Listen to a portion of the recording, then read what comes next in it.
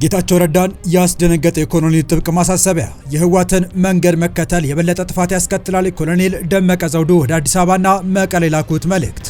ትራምፕን የተማመነችው ግብጽ አዲስ ካርድ መዘዘች። ግብጽ ኢትዮጵያ በታላቁ የኢትዮጵያ ህዳሴ ግድብ ካሳ እንድትከፍላት በሚኒስትሯ በኩል ጠየቀች። ሶማሊያ ፊቷን ወደ ኳታር አዞረች። የተባበሩት አረብ ኤምሬትስ ያባረረችው ሶማሊያ ከኳታር ጋር የመከላከያ ስምምነት ተፈራረመች።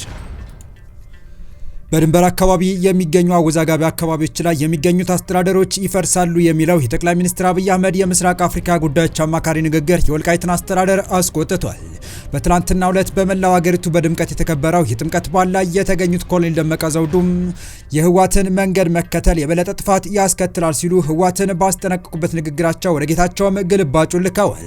የወልቃይት አስተዳደር ይፈርሳል የሚለው የጌታቸው ንግግርን የሚቃረነው የኮሎኔሉ ወልቃይት በራሷ ልጆች ነፃነቷን አግኝታለች አሁንም ማስጠብቃ ትሄዳለች የሚለው ንግግር የወልቃይት አስተዳደር እንደማይፈርስና ህወሓትም ዳግም ጭቆናን እንዳያስበው የተላለፈ ነው የሚል እንድምታ ተሰጥቶታል። በመረጃ ሰዓታችን የምንመለከተው ቀዳሚው መረጃችን ነው። በሌላኛው መረጃችን ደግሞ የትራምፕ ሰሞነኛ ደብዳቤ የልብ ልብ የሰጣት ግብጽ በሚኒስትሯ በኩል የመዘዘችው አዲስ ካርድ ብዙ እያነጋገረ ነው። ግብጽ በሚኒስትሯ በኩል ህዳሴ ግድቡ ላደረሰብኝ ኪሳራ ካሳ ክፈሉኝ ብላለች።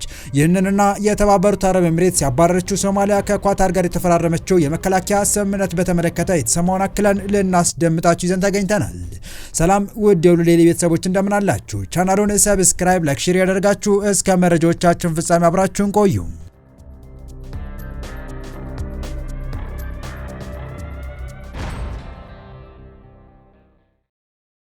የጥምቀት በዓል በወልቃይት ዞን በተከዜ ወንዝ ዳርቻ ተከብሯል። በዚህ ክብረ በዓል ላይ ኮሎኔል ደመቀ ዘውዱ ተገኝተው ንግግር ያደረጉ ሲሆን ማሳሰቢያና ማስጠንቀቂያ ያዘል መልእክታቸውንም አስተላልፈዋል። ኮሎኔሉ በተገኙበት የበዓሉ ስነ ስርዓት ላይ የህወሓትን መንገድ መከተል የበለጠ ጥፋት ያስከትላል ያሉ ሲሆን ይህም ከሰሞኑ የወልቃይት አስተዳደር ይፈርሳል ላሉት ለጠቅላይ ሚኒስትሩ የምስራቅ አፍሪካ ጉዳዮች አማካሪ ጌታቸው ረዳን እየተባለ ይገኛል። የፌዴራል መንግስት በትግራይና በአማራ ክልል በሚነሱ ግጭቶች በተከሰቱ አካባቢዎች የአካባቢ አስተዳደሮችን ለማፍረስ ዝግጅት እያደረገ መሆኑን የጠቅላይ ሚኒስትሩ የምስራቅ አፍሪካ አማካሪ አቶ ጌታቸው ረዳ ተናግረው ነበር። አቶ ጌታቸው ለሪፖርተር እንግሊዝኛው እንደተናገሩት የፌዴራል መንግስት በአከራካሪ አካባቢዎች የሚገኙ የአካባቢ አስተዳደሮችን ለማፍረስ አቅዷል። ይህም ተፈናቃዮች እንዲመለሱ መንገድ ይጠርጋል። ሆኖም ግን ቅድመ ዝግጅቱን በአግባቡ ተግባራዊ ለማድረግ ትብብር ቁልፍ ነገር መሆኑን አጉልተው ገልጸዋል። ከዚህ በፊት በዚህ ጉዳይ ዙሪያ የወልቃይት አስተዳደር እነ ኮሎኔል ደመቀ ዘውዱ ባወጡት መግለጫ የአቶ ጌታቸው ሀሳብ የተሳሳተ ነው፣ አስተዳደሩ አይፈርስም፣ ለማፍረስ የሞከረና የጠየቀም የለም፣ ያ በፍጹም አይደረግም ሲሉ መግለጻቸው ይታወሳል። ታዲያ በትላንትናው ዕለት መላው ሀገሪቱ በተከበረ የጥምቀት በዓል በወልቃይትም በድምቀት የተከበረ ሲሆን በዓሉን ለማክበር የተገኙት ኮሎኔል ደመቀ ዘውዱ ያለፉትን 27 የህወሓትን የስልጣን ዘመን የቅኝ ግዛት ነበር ሲሉ ገልጸው በህወሓት የአስተዳደር ወቅት የወልቃይት ህዝብ ሃይማኖታዊ በዓሉን በፈለገው ቋንቋና ባህል እንዳያከብር ነጻነት ተነፍጎት ቆይቶ ነበር ሲሉ አስታውሰዋል። አንድ በመሆናችንና በመተባበራችን ነጻነታችንን አውጀን አማራዊ ማንነታችንን አስከብረን በፈለግነው ቋንቋ አለባበስና ባህል የአደባባይ በዓልን ለማክበር በቅተናል ሲሉም ገልጸዋል። የወልቃይት ጠገዴ ህዝብ አማራዊ ማንነቱ በህግ አግባብ ለማጽናት እየሰራ ነው ሲሉም ቀጥለዋል። ዛሬም እንደ ትናንቱ አንድነታችንን አጠናክረን ልንቀጥል ይገባል ብለዋል። የወልቃይት ጠገዴ ህዝብ እውነቱን ይዞ እየታገለ ያለ ህዝብ በመሆኑ ፍትህ ወዳድ ኢትዮጵያውያን የዓለም ህዝብ እውነታውን እየተረዱ ለነጻነትና ለአማራዊ ማንነታችን ስንል የከፈልነውን የማይካድራ የጅምላ ጭፍጨፋ ያውቃሉ ብለዋል። በዚህም በቅርቡ በኢትዮጵያ የአሜሪካ አምባሳደር ኤርቪን ማሲንጋ በቦታው በመገኘት ያደረጉት ውይይት ማሳያ ነው ብለዋል። የአማራና የትግራይ ህዝብ በኢትዮጵያ ታሪክ ክፉንም ደጉንም አብሮ ያሳለፈ ወንድማማች ህዝብ ነው ብለዋል።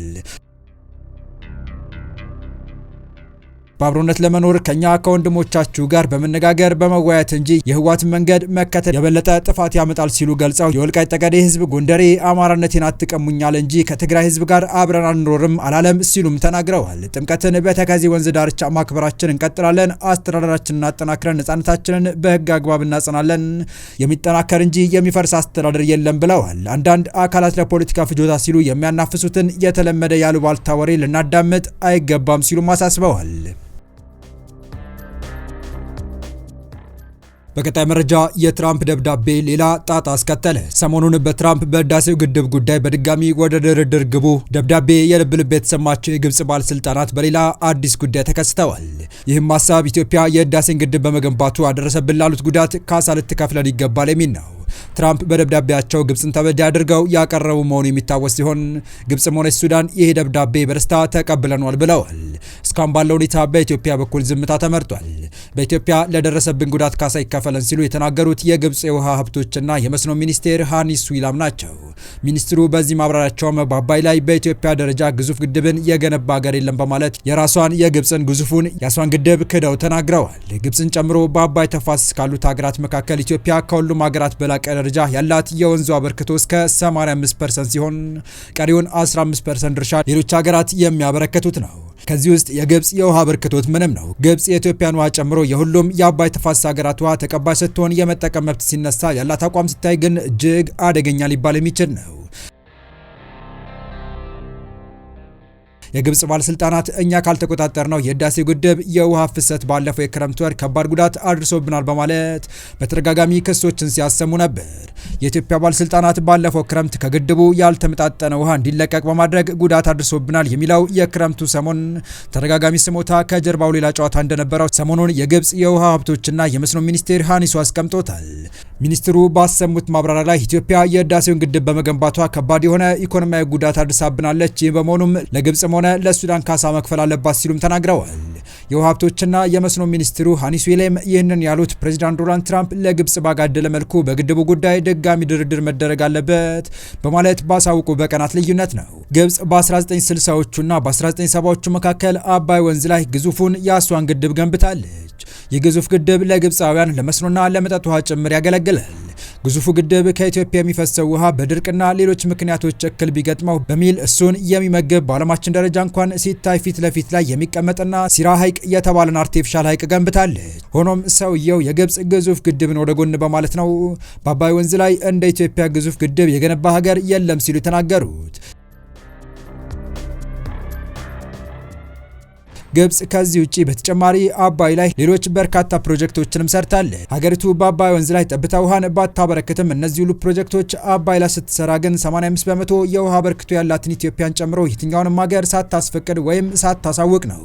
ግብፅ እንደ አውሮፓውያን አቆጣጠር በ1959 ኢትዮጵያና የሌሎች ተፋሰሱ ሀገራት የውሃ ድርሻ ዜሮ ባደረገ መልኩ 100 በመቶ ውሃውን ራሷንና ሱዳንን ተጠቃሚ በሚያደርግ መልኩ መድባ ጨርሳለች። ታሪካዊ የውሃ ድርሻ የምትለው ይህንኑ ነው። ይህንኑ የተፋሰሱ ሀገራት ማለትም ኢትዮጵያን፣ ኬንያን፣ ደቡብ ሱዳንን፣ ኡጋንዳን፣ ሩዋንዳን፣ ታንዛኒያንና ሌሎች ሀገራትን ጨምሮ እንደ ኢሮፓያን አቆጣጠር ከ1999 ጀምሮ ናይል ቤዚን ኢኒሼቲቭ በሚል አዲስ የውሃ ክፍፍል የሚኖርበት አካሄድ ሲተልሙ ቆይተዋል። ከ25 ዓመታት በኋላ ለአዲሱ የአባይ ውሃ ክፍፍል መልክ መያዝ ሲጀምር ሱዳንን ጭምር በማስከተል አልፈልግም ብላ የወጣችበት ሁኔታ እንደነበር የሚታወስ ነው። ይህ ሆነው የአባይ ውሃ በአዲስ መልኩ በፍትሃዊነት የምንከፋፈልበት ቀመር ይኑር የሚለው ማዕቀፍ መልክ እየያዘ በሄደበት ወቅት ነው። የህዳሴው ግድብ የሚወስደው ምንም አይነት ውሃ የለም። የኤሌክትሪክ ኃይል ካመነጨ በኋላ ውሃው ባለበት ወደ ታች ተፋሰስ ሀገራት ማለትም ወደ ሱዳንና ግብፅ ይሄዳል። ግድቡ ሁለቱ ሀገራት በክረምት ብቻ ከሚያገኙት የጎርፍ ውሃ በተሻለ ዓመቱ ሙሉ የተመጣጠነ የውሃ ፍሰት እንዲኖር የሚያደርግም ነው። በመጨረሻም ሶማሊያ ከተባበሩት አረብ ኤሚሬትስ ጋር ያላትን የጸጥታ ትብብር ካቋረጠች ከአንድ ሳምንት በኋላ ከኳታር ጋር የመከላከያ ስምምነት ተፈራረመች። ሶማሊያ ከተባበሩት አረብ ኤሚሬትስ ጋር የነበራትን ሁሉንም የጸጥታና የመከላከያ ስምምነቶች በይፋ ካቋረጠች ከጥቂት ቀናት በኋላ ነው ከኳታር ጋር አዲስ የመከላከያ ትብብር ስምምነት መፈራረሟን የሀገሪቱ የመንግስት ዜና አገልግሎት ሶና ዘግቧል። ስምምነቱ በዱሃ የተፈረመው በሶማሊያ መከላከያ ሚኒስቴር አህመድ ሟሊም ፊቂና በኳታር ምክትል ጠቅላይ ሚኒስትርና የመከላከያ ጉዳዮች ሚኒስቴር ዴታ ሼክ ሳውዲ ቢን አብድረህማን ቢን ሐሰን አልታኒ አማካኝነት መሆኑን ዘገባው አመልክቷል። የመከላከያው ትብብር ማዕቀፍ ትኩረት የሚያደርገው በወታደራዊ ስልጠና፣ በልምምድ ልውውጥ፣ በመከላከያ አቅም ግንባታና በተጠናከረ የጸጥታ ትብብር ላይ ሲሆን ዋና ዓላማውም ቀጠናዊ ሰላምና መረጋጋት መደገፍ እንደሆነ ተገልጿል። የሁለቱ ሀገራት ባለስልጣናት ስምምነቱ በሶማሊያና በኳታር መካከል ያለውን ስትራቴጂካዊ ግንኙነት የሚያጠናክርና ለረጅም ጊዜ የመከላከያ ትብብር ያለውን ቁርጠኝነት የሚያሳይ ነው ብለዋል። ይህም ስምምነት የተፈረመው የሶማሊያ ሚኒስትሮች ምክር ቤት ከተባበሩት አረብ ኤሚሬትስ ጋር የነበሩትን ሁሉንም የሁለትዮሽ የጸጥታና የመከላከያ ስምምነቶችና መግባቢያዎች ማቋረጡን ካስታወቀ ከጥቂት ጊዜ በኋላ ነው። የተወደዳችሁ የቻናላችን ቤተሰቦች ለአሁኑ ለእናንተ ይመጥናሉ ተረምጧቸው ታተርፉባችኋላችሁ ብለን የመረጥንላችሁ ዕለታዊ መረጃዎቻችን እስካሁን ያደመጣችኋቸው ነበሩ። በተመሳሳይ ሀገራዊና ቀጠናዊ ጉዳዮች እንዲሁም ዓለም አቀፋዊ የጂኦፖለቲካ ወታደራዊና አነጋጋሪ ክስተቶችን ለበለት ተከታትለን በትኩስ ይዘን እንደምንቀርብ እያሳወቅን የቻናሉ ቤተሰብ ካናችሁ ሰብስክራይብ፣ ቪዲዮን ላይክ እና ሼር በማድረግ ተደራሽነታችን ታሰፉ ዘንድ አክብሮታዊ ግብዣችን ነው። አበቃን። ሰናይ ጊዜን ተመኘን።